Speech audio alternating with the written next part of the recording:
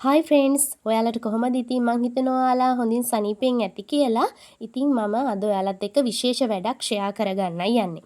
අපේ නැන්දලා මාමලා අක්කලා අයියලා ඔක්කොම ෆැමිලි එකේ කට්ටිය එකතු වෙලා විශේෂ වැඩක් කරන්නයි යන්නේ. ඉතින් මේ ඔයාලට පේනවා දැන් මොනවද සලාද කොළ සෝදනවා. එතකොට එළවලු කපලා සුද්ධ කරලා තියෙනවා. මේ මොකද බලනවනේ ඔයාලා නේද?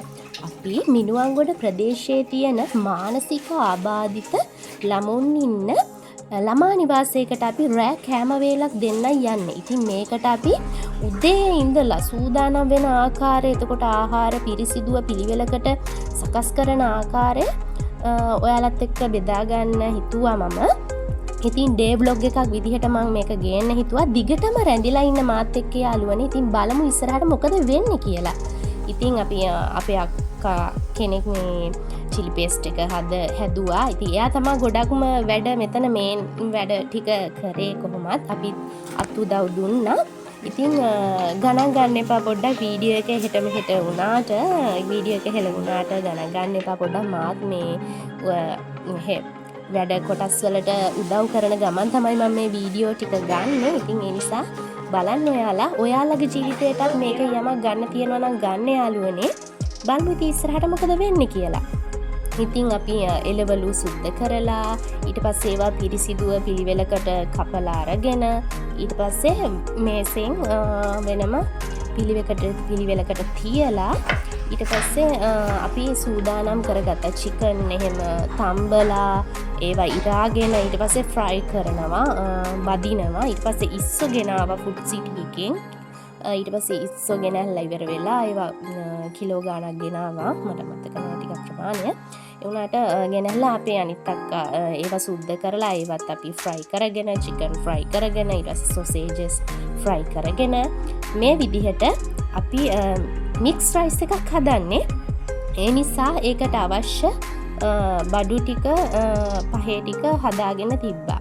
ඊපස්සේ කුළු බඩු, රම්පි කරපිංචා, ඉඟුරු සුදු ලූණු, ඒ රයිස් එකට අවශ්‍ය කලමනා ටික ඒවත් සකස් කරගෙන ඉවර වෙලා අපි වැඩේට බැස්සා. ඉතින් බලන්නකො ටිකක් ඔයාලා මොකද වෙන්නේ කියලා.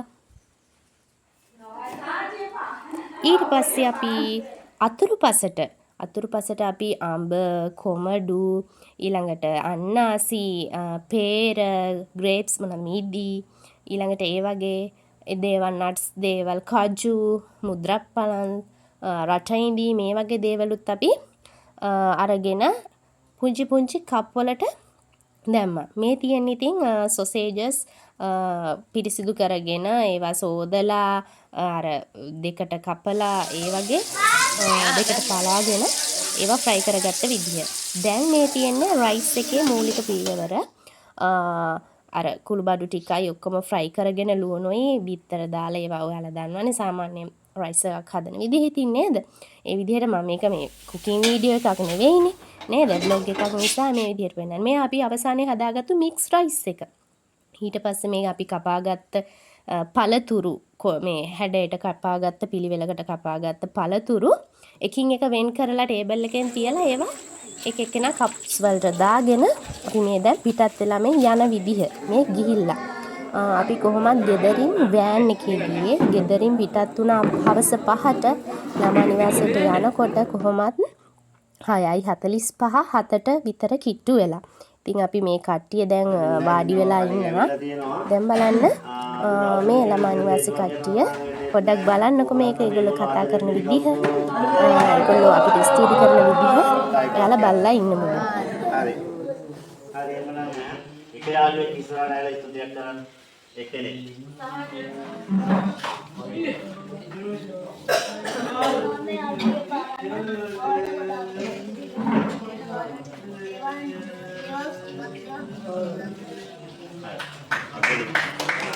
ඉතින් යාළුවනේ අපිට පුංචි යාළුවෝ ටික ස්තුති කරාට පස්සේ අපි කැම ටික බෙදන්න පටන් ගත්තා.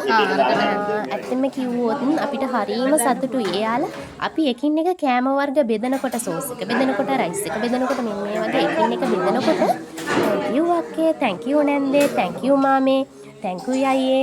මෙන්න මේ විදිහට තෑන්ක් කරා. ඉතින් අපිට හරීම සතුටුයි එයාලා පිළිවෙලකට කතා බහ කරන විදිහ, පිළිවෙලකට ඉන්න විදිහ. ඇත්තටම හරිම සතුටුයි. ඉතින් මේකට ස්තුති කරන්න ඕනේ පරිපාලන මණ්ඩලයට ඒවැ නේද? ඒගොල්ලොත් හරියට මෙයාලා හොඳට බලාගෙන තියෙනවා.